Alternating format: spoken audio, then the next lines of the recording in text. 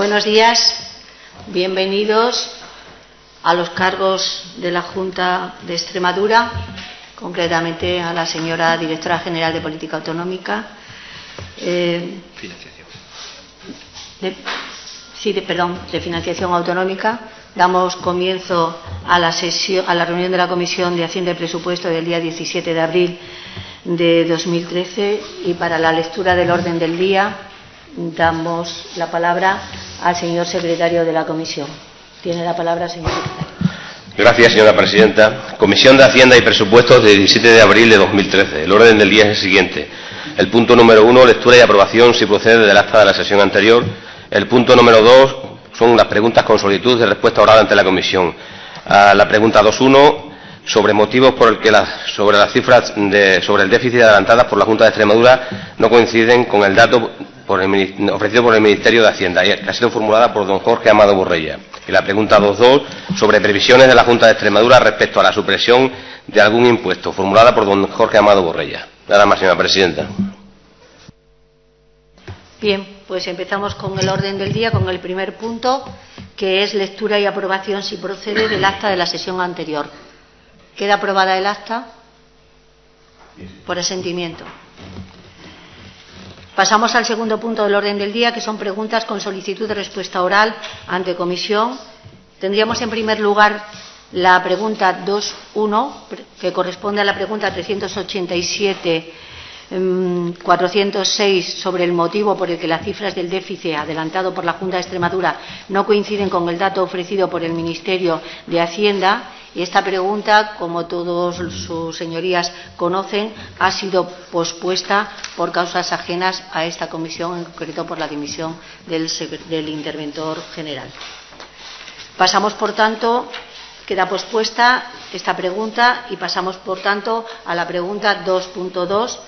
Tiene para formular la pregunta por tiempo máximo de 3 minutos la palabra don Jorge Amado Borrella. Muchas gracias, señora presidenta. Lamentamos el cese del técnico del interventor general de la Junta. Nos ha quedado la comisión un poquito descafeinada con una sola pregunta, pero bueno, sacaremos sustancia de la comisión. Mire, le voy a leer una cosa, señora directora general.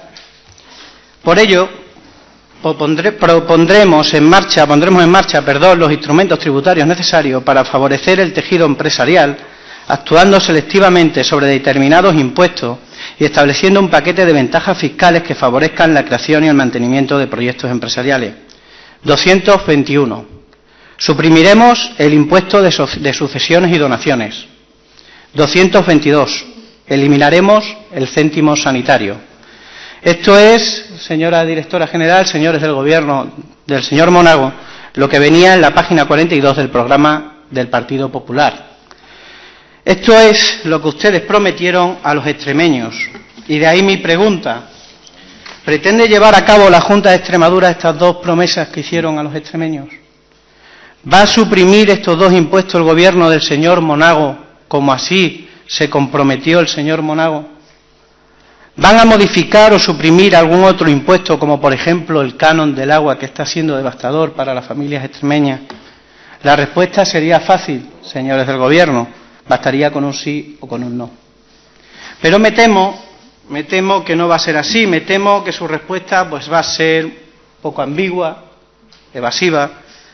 Dirán que no es el momento, que es nuestra intención, pero que ahora no es el momento, que lo estudiarán, que quizás en un futuro, cuando la cosa se arregle, y si no, pues recurrirán al siempre recurrente y argumentario de la culpa es de ustedes, señores socialistas. Eso es probablemente lo que pase, espero equivocarme. Miren, ustedes están ahí sentados por cosas como esta, seré bien clarito, señores del Gobierno, por prometer y luego no cumplir, o lo que es lo mismo, y de forma mucho más sencilla. Están ahí sentados por mentir a los extremeños. Cuando ustedes escribieron este programa electoral, estábamos en crisis, ustedes lo saben. Estábamos en crisis, ya se lo he dicho, que la crisis no comenzó cuando ustedes accedieron al Gobierno. La crisis venía de antes.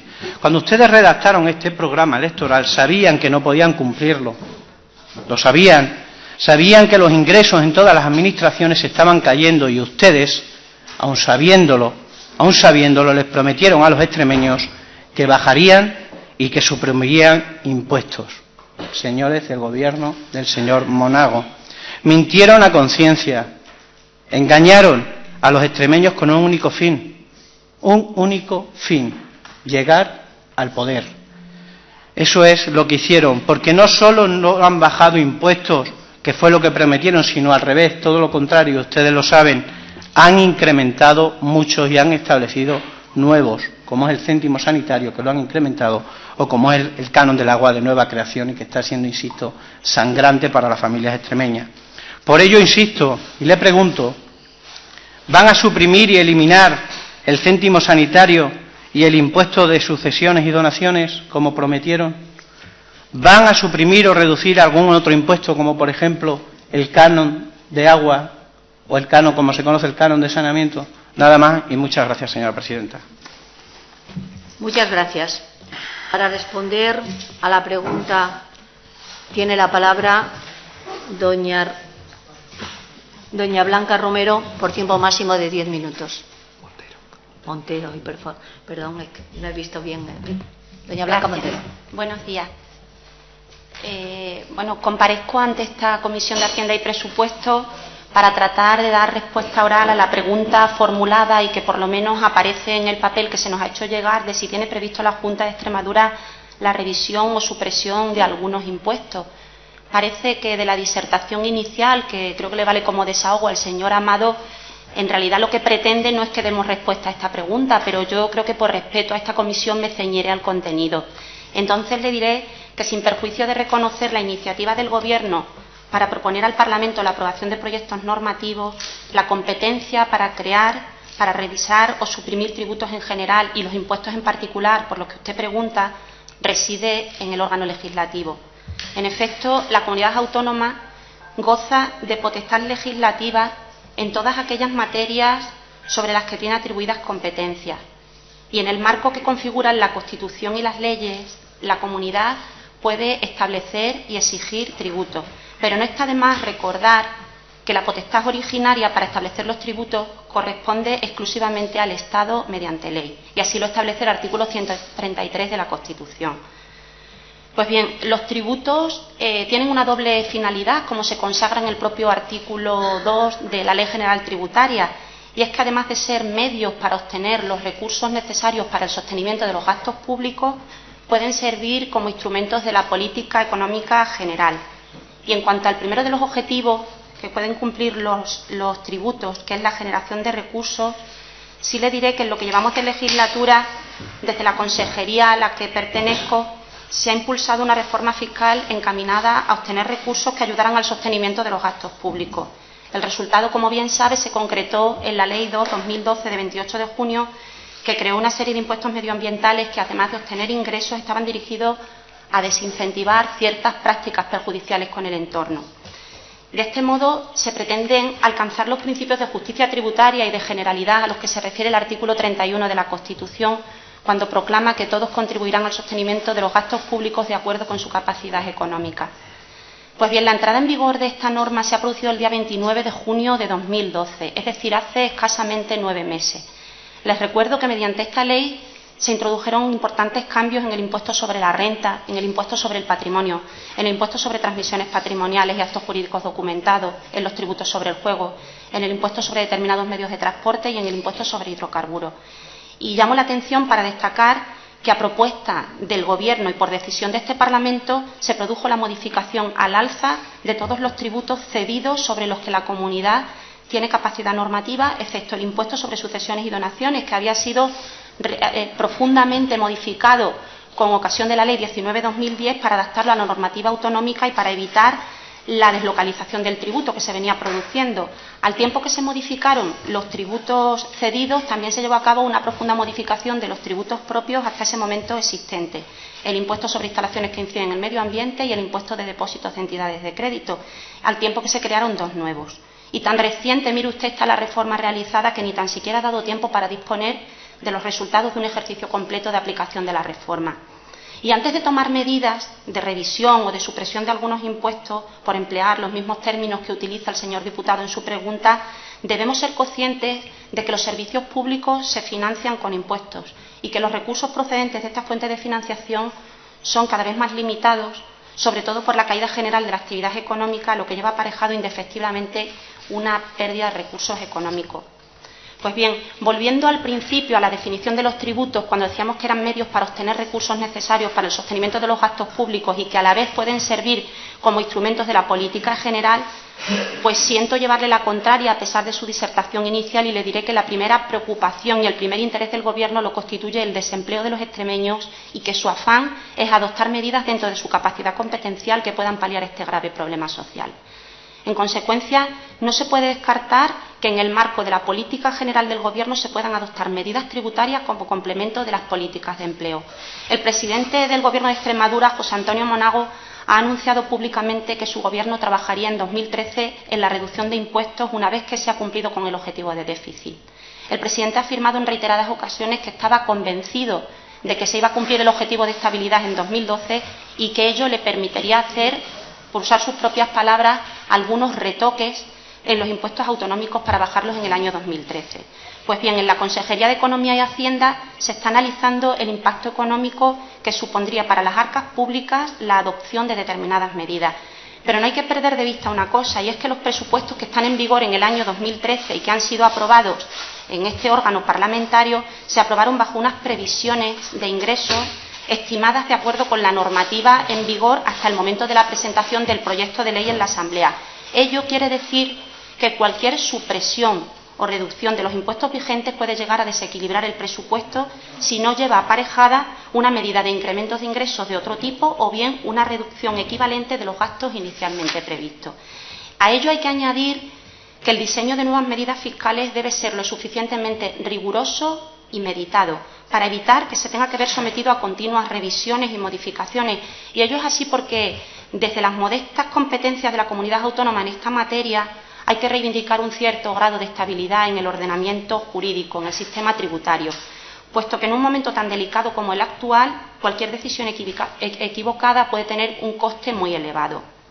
De hecho, son tantos los cambios introducidos sobre estas cuestiones a través de una serie reiterada de normas que, según las impresiones que me hacen llegar los propios técnicos de la Consejería, los contribuyentes se quejan de que se ha convertido en una tarea difícil el determinar con precisión la normativa en vigor. Y eso conlleva incertidumbre y conlleva inseguridad jurídica para el ciudadano. Pero no obstante, y a pesar de todo lo dicho, el Gobierno de la Comunidad Autónoma de Extremadura, como acabo de manifestar, tiene como principal objetivo la lucha contra el desempleo. Y para ello, en un contexto más amplio como es el Plan de Impulso al Desarrollo Económico, se procurará reactivar la actividad económica también por la vía de introducir modificaciones en la normativa tributaria de la Comunidad Autónoma de Extremadura. Y tal como ha anunciado el presidente José Antonio Monago, estas medidas podrían concretarse en el establecimiento de beneficios fiscales a las actividades empresariales favorecedoras de la inversión y del mantenimiento o del incremento del empleo. ¿Por qué vía?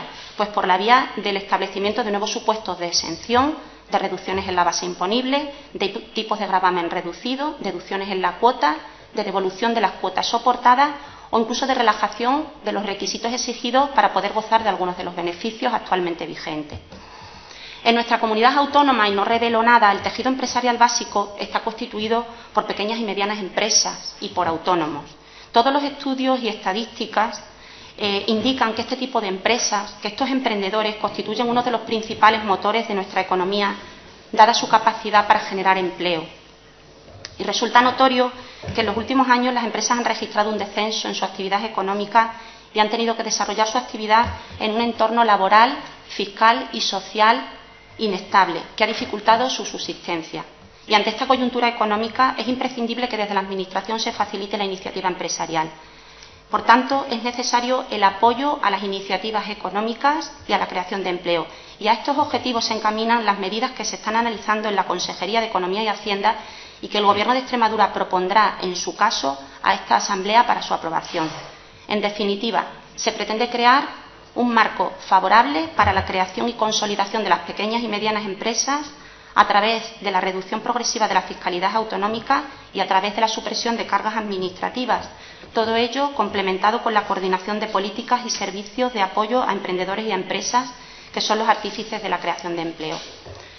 Ya entrando en el análisis de las medidas concretas en materia tributaria que se están analizando en la Consejería de Economía, He de decirle que estas afectan tanto a los impuestos cedidos como a los impuestos propios, pero también a otros tributos, a las tasas, dentro de las competencias normativas que ostenta la comunidad autónoma, según he indicado al principio de mi exposición.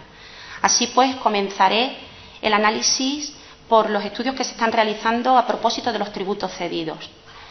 En relación con ellos, el primero, el impuesto sobre la renta de las personas físicas. Con carácter general, no solo para este impuesto, para cualquiera de los tributos cedidos, antes de determinar las medidas fiscales que pueden favorecer el crecimiento económico y la creación de empleo, hay que partir de las competencias que ostenta la comunidad autónoma con arreglo a la propia ley que regula el sistema de financiación de las comunidades autónomas. Así, en el impuesto sobre la renta, las comunidades autónomas pueden regular el mínimo personal y familiar, pueden regular la escala autonómica o las deducciones en la cuota íntegra por circunstancias personales y familiares y por inversiones no empresariales. Y recalco esto último porque de las propias competencias otorgadas a las comunidades autónomas por la ley en relación con el impuesto sobre la renta de las personas físicas se deduce que esta no es la figura tributaria que mejor se presta al establecimiento de medidas de impulso al desarrollo económico. No obstante, y para no abandonar ninguna de las posibilidades, se está analizando como si es viable incluir alguna deducción en la cuota íntegra autonómica que por vía indirecta puede incentivar la actividad económica. Y aquí sí es necesario hacer una llamada de atención, y es que en relación con este mismo impuesto existen dos deducciones autonómicas para el fomento del empleo por mujeres emprendedoras y por jóvenes emprendedores en nuestra comunidad, y que como consecuencia de la sentencia dictada por el Tribunal Constitucional el 20 de septiembre de 2012 en un recurso presentado contra una medida de fomento del autoempleo en IRPF por el Parlamento andaluz, se ha fallado la inconstitucionalidad de la medida, con lo cual habrá que adaptar también nuestra normativa, porque es que, mire, este es el riesgo que se corre. No, hay que ser muy cuidadoso con no excederse en las competencias a la hora de establecer medidas que al final se declaren inconstitucionales, como es el caso de las deducciones por autoempleo. Por eso, reitero, los técnicos están trabajando en la posibilidad de establecer alguna deducción en IRPF, pero siempre y cuando no conculque la ley que regula el sistema de financiación. En el segundo de los grandes impuestos cedidos, el impuesto sobre el patrimonio, es verdad que las comunidades autónomas, según la ley que regula el sistema de financiación, pueden asumir competencias normativas sobre el mínimo exento, sobre el tipo de gravamen y sobre deducciones y bonificaciones de la cuota. Pues bien, el mínimo exento ya es lo suficientemente elevado, 700.000 euros, y existe además una exención general para los patrimonios empresariales, y ello hace que no parezca razonable establecer ventajas adicionales a las ya existentes en relación con esta figura impositiva. En relación con el impuesto sobre sucesiones y donaciones, las comunidades pueden asumir competencias sobre las reducciones de la base imponible, la tarifa, las cuantías y coeficientes del patrimonio preexistente y las deducciones y bonificaciones de la cuota. Pero en esta figura, como ya dije al comienzo de mi exposición, ya se ha hecho un amplio uso de las competencias normativas que le atribuye la ley a la comunidad autónoma, y concretamente a día de hoy ya están exoneradas de tributación todas aquellas operaciones encaminadas al desarrollo de actividades económicas, como puede ser la donación de dinero en efectivo, de inmuebles, de empresas individuales, de negocios profesionales, de participación en entidades y de explotaciones agrarias. Por tanto, los estudios que están llevando a cabo los técnicos... Tiene que ir terminando porque ya ha excedido su tiempo. Un momento, Presidenta. Que están llevando a cabo los técnicos de la Dirección General se centran en explorar nuevas opciones que permitan ampliar o bien la cuantía de las medidas o bien relajar los requisitos actualmente exigibles para tener derecho a su aplicación. En el impuesto de transmisiones, al hilo también de las competencias que tiene la comunidad autónoma, se está explorando la posibilidad de rebajar la carga fiscal asociada a la inversión en inmovilizado que se tiene que llevar a cabo como consecuencia del inicio o la ampliación de la actividad empresarial, al igual en actos jurídicos documentados también la reducción de la carga fiscal por las escrituras que documenten adquisiciones de inmuebles o la formalización de préstamos hipotecarios para su financiación, todo ligado a la actividad económica. En el impuesto sobre determinados medios de transporte, la competencia que tiene la comunidad autónoma es incrementar los tipos de gravamen vigentes, pero se está explorando la posibilidad de establecer un tratamiento más favorable para la adquisición de vehículos que se vayan a utilizar en el desarrollo de actividades económicas.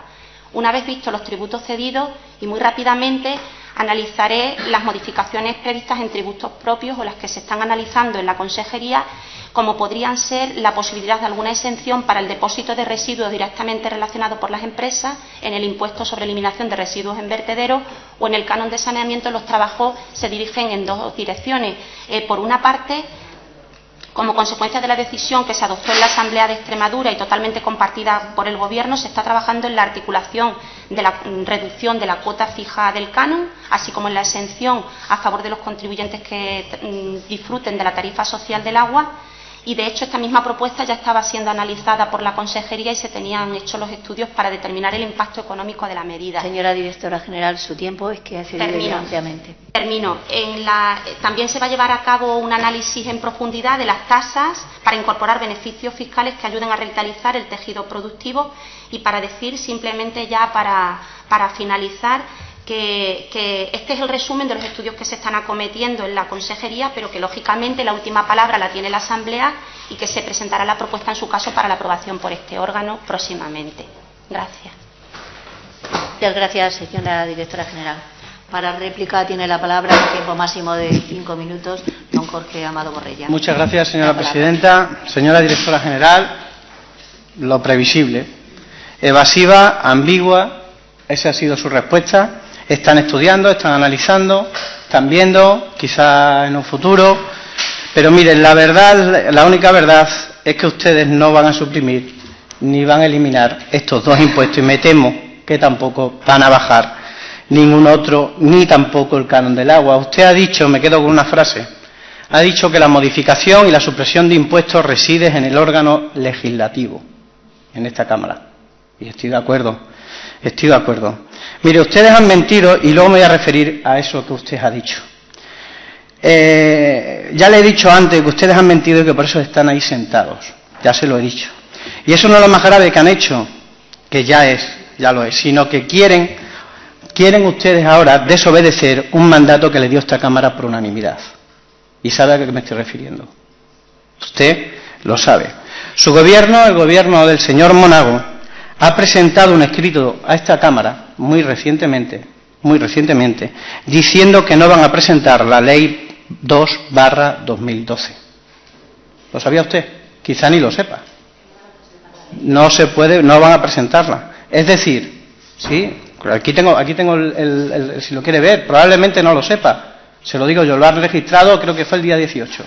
Se lo digo, lo tengo aquí. Argumentando, de hecho, hay argumentos de todo tipo, excusas legales, temporales, presupuestarias, que quizás para el 2014. Es decir, su gobierno, que quizás usted ni lo sepa, no va a reducir el canon del agua en un 30%, como así se aprobó en esta Cámara, insisto, por unanimidad. No lo va a hacer. No lo va a hacer. Cualquier excusa es buena para no reducir el canon del agua. No solamente han mentido ustedes a los extremeños, sino que ahora mienten y ningunean a esta Cámara, señores del Gobierno. Ningunean a los representantes del pueblo extremeño, es más. Ningunean hasta su propio grupo parlamentario, que también votó a favor de esta iniciativa. Hombre, obviamente no lo hicieron, estoy seguro, por convicción, sino simplemente por no quedarse solo en la votación. Pero votaron a favor, pero aún así ustedes han enmendado a esta Cámara, a todos sus diputados y a todas sus diputadas, a sus propios compañeros, que imagino que al Grupo Parlamentario Popular no les habrá gustado un pelo, pero obviamente callarán, porque no podrán decir nada. Pero es así, está registrado, señora Secretaria General, que ya veremos si en el 2014... esa es la respuesta del Gobierno ante una resolución aprobada por unanimidad en esta Cámara. Ustedes han dicho que la modificación y la supresión de impuestos reside en esta Cámara. Pues no lo parece.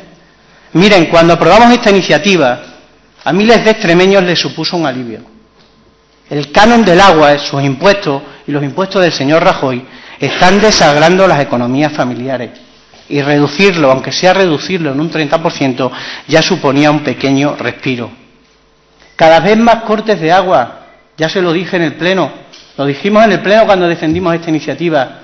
Cada vez hay más cortes de agua porque la gente no tiene para pagar ni siquiera el agua. Y ustedes siguen empeñados en no reducir este impuesto. Para ustedes creo que deben pensar que los extremeños han bebido por encima de sus posibilidades, si no, no tienen ni pies ni cabeza. Mira, aprobar esta iniciativa fue una buena noticia para ellos y para ellas. Todo el mundo ha dado por hecho que así sería. Hasta los propios medios de comunicación lo creyeron, salieron en portada y daban por hecho que el canon del agua se iba a reducir en un 30%. Una iniciativa aprobada por unanimidad. Nadie podía tener duda de eso. Pero está visto, señores del Gobierno, está visto que de ustedes cualquier cosa se puede esperar. Se puede esperar. Siendo un Gobierno en minoría y con una actitud muy lejana a la democrática, ustedes impiden, el señor Gobierno, el señor Monago impide que el canon del agua se reduzca en un 30%, cuando había sido aprobado, insisto, porque esto nos cabrea mucho, por unanimidad. Imagínense, señora directora general, qué cara se le va a poner al extremeño cuando se entere de esta barbaridad que ustedes han hecho. Imagínenselo. ¿Qué credibilidad, señores diputados y señoras diputadas, qué credibilidad le estamos dando a esta Cámara cuando lo que aquí se aprueba no sirve absolutamente para nada? ¿Qué credibilidad le estamos dando a esta Cámara? ¿Qué pensarán los extremeños y las extremeñas de la actitud de este Gobierno, de la manera de hacer política del señor Monago, señora directora general? Pensarán solo una cosa, que lo mejor que les puede pasar a los extremeños es que ustedes se vayan, pero ya.